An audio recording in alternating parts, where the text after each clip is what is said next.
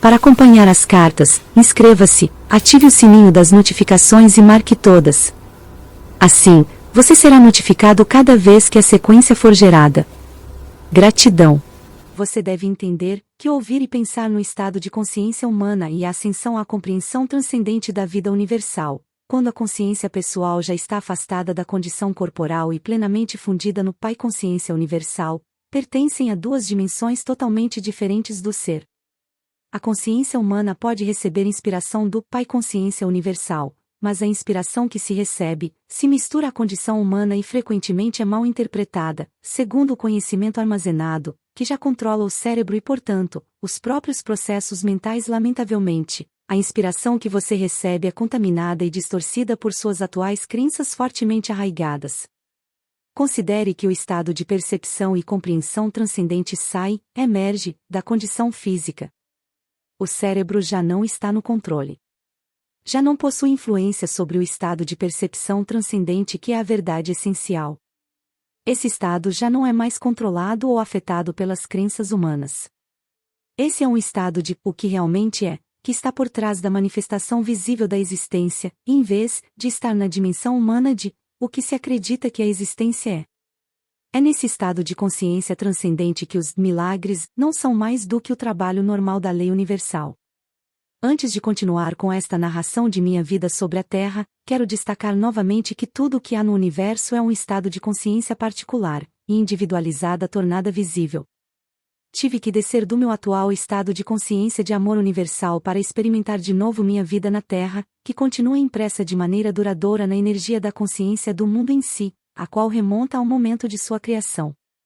Você deve compreender que, quando deixei meu corpo na Palestina, deixei para trás tudo o que pertencia àquela vida. Tinha cumprido minha missão. Portanto, quando morri na cruz fui libertado, fui elevado em luz gloriosa para participar da luz, para ser a luz e para regozijar-me na luz, que é amor universal, vida, beleza, harmonia, ventura e êxtase. Mover-se entre diferentes níveis de consciência não é tarefa fácil ou agradável. É somente porque minha missão na Terra não ficou completa, quando morri na Palestina, que volto agora para ajudar você a preparar sua entrada na nova era, uma fase nova da existência. Individualizada na Terra.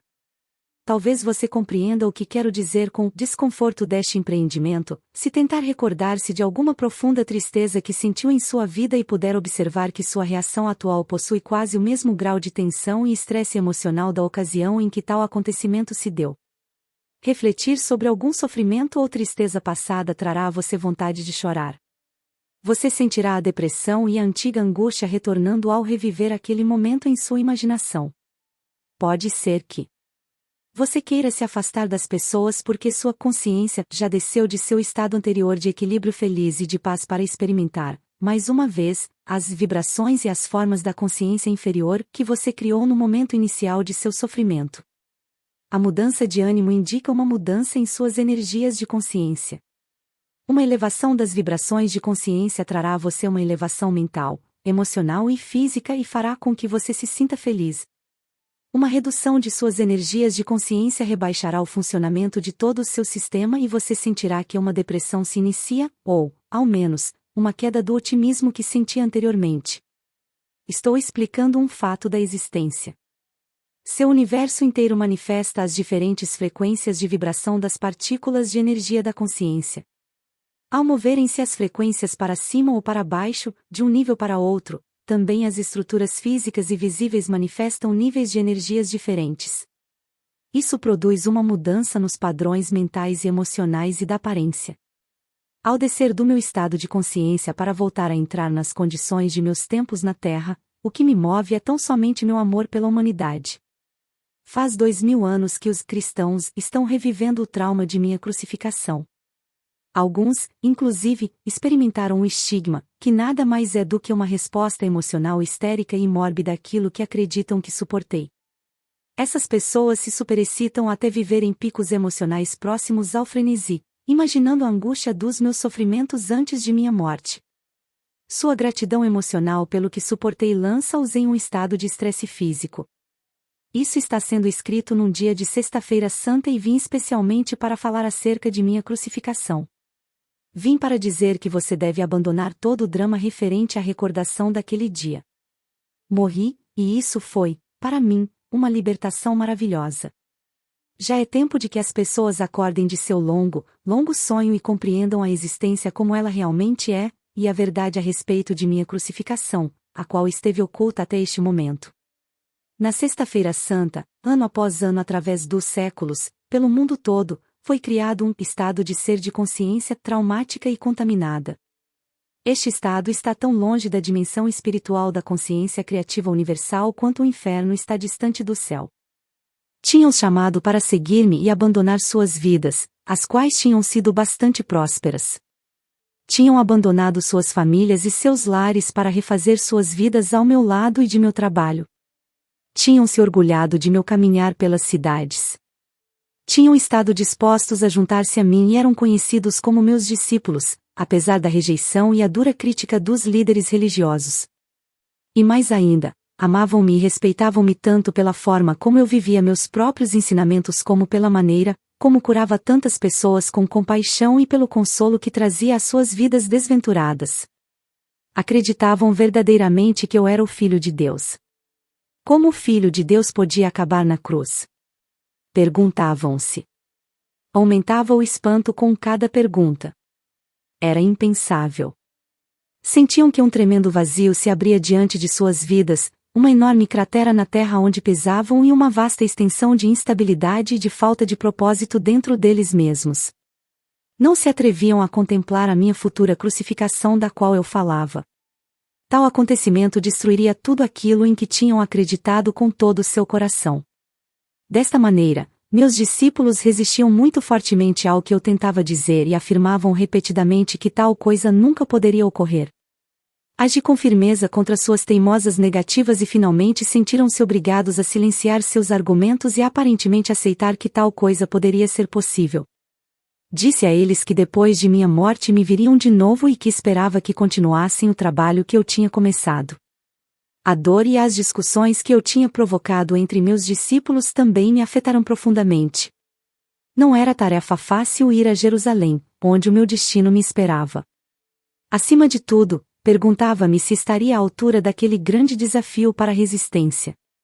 Seria capaz de transcender a condição física e entrar no Pai Consciência Universal e ali ficar até morrer?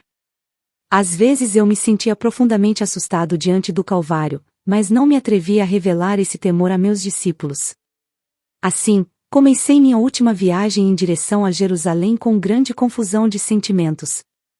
Por um lado, estava cansado de curar, falar e ensinar as pessoas que me escutavam boquiabertas e não tinham nenhuma real compreensão do que eu tentava dizer.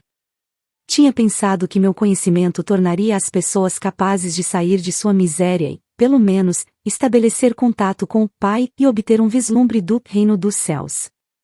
Não havia nenhuma evidência de tal despertar espiritual nem mesmo entre meus discípulos.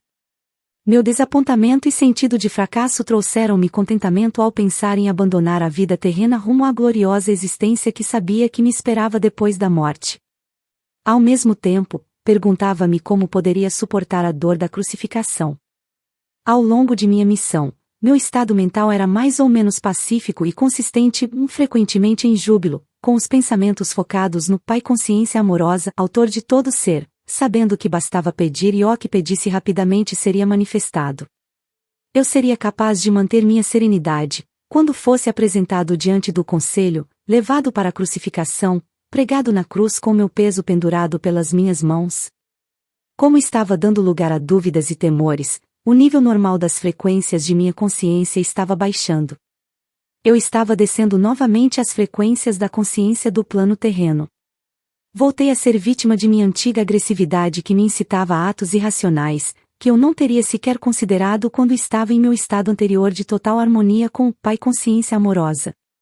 Minhas dúvidas e conflitos se exteriorizavam em minha vida como emoções e impulsos humanos que eram opostos à lei cósmica do amor. Primeiro aconteceu o episódio da figueira. Tinha fome e fui em direção à árvore, não esperando verdadeiramente encontrar frutas porque não era a estação de figos. Ao ver que a busca era infrutífera, amaldiçoei a figueira. 24 horas depois, ela havia murchado até as raízes. Foi uma experiência chocante. Era a primeira vez que minhas palavras tinham causado dano a algo. Contudo, mostrou claramente a meus discípulos o poder do pensamento para o bem ou para o mal. Demonstrou que quanto mais espiritualmente evoluída é uma pessoa, maior é o impacto de suas palavras no meio ambiente. Aproveitei a oportunidade para explicar aos meus discípulos que eu tinha me comportado de maneira irrefletida, como faz a maioria dos homens e mulheres que, tendo grandes expectativas, não consegue o que quer. Essas pessoas costumam reagir com raiva, lágrimas e até com palavras fortes que podem ou não significar desejar mal ou maldizer a pessoa que tenha negado o que eles desejavam. Eles já tinham visto por eles mesmos o que a minha maldição tinha causado à figueira. Agora deveriam compreender que, tendo uma forte convicção, poderia ser concedido a eles qualquer coisa que pudessem desejar ou imaginar, mas também deveriam estar constantemente conscientes de sua própria condição mental e emocional. Não deveriam guardar rancor dos outros, mas sim perdoar rapidamente, do contrário, poderiam causar muito mal àqueles com quem estivessem ressentidos. E isto seria devolvido a eles no devido tempo, como a colheita do que semearam. E mais ainda, tal como é a semeadura, assim é a colheita. Sabia que o que eu tinha causado à figueira inevitavelmente retornaria para mim, de uma ou outra maneira. Então levei os meus discípulos para o templo.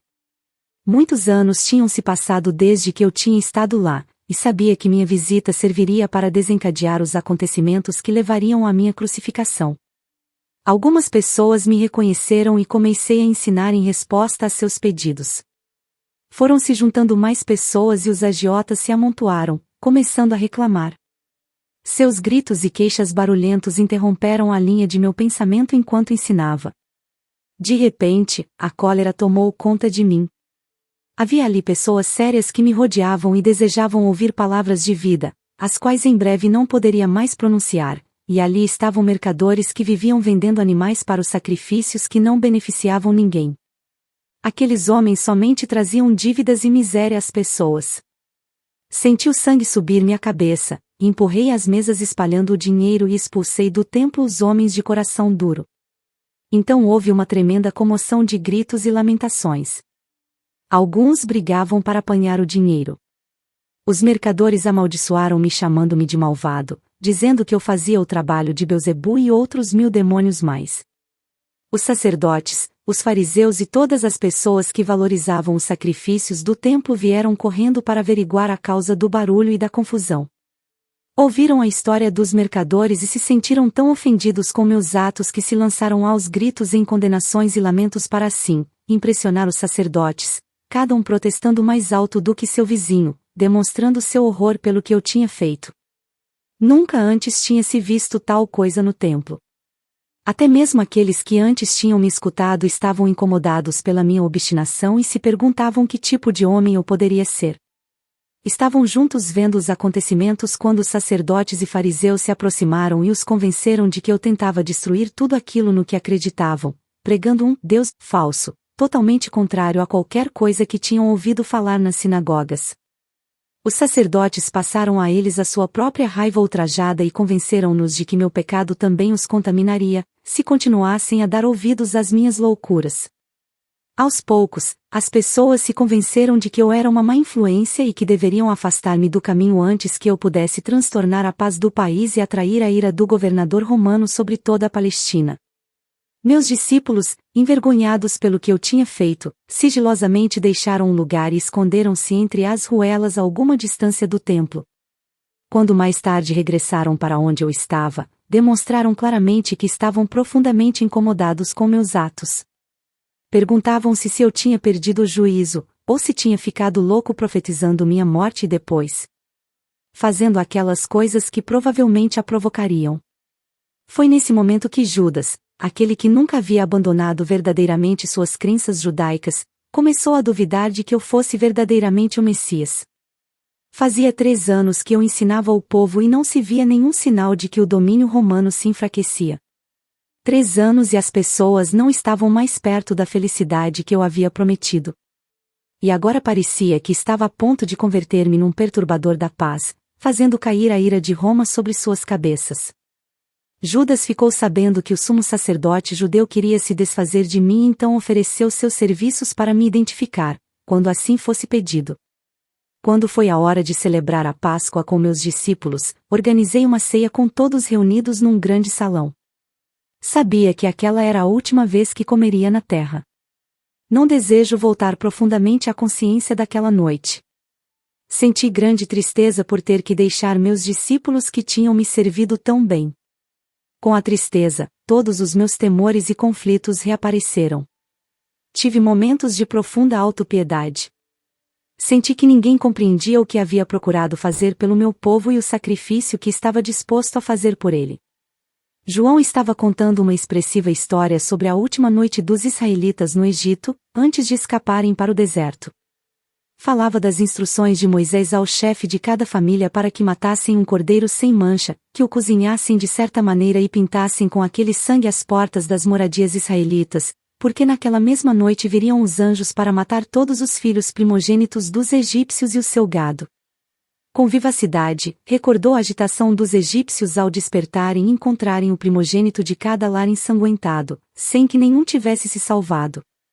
Era o tipo de história horrível que eu rejeitava por não ter nenhum valor para a pessoa que buscava a verdade espiritual mais elevada.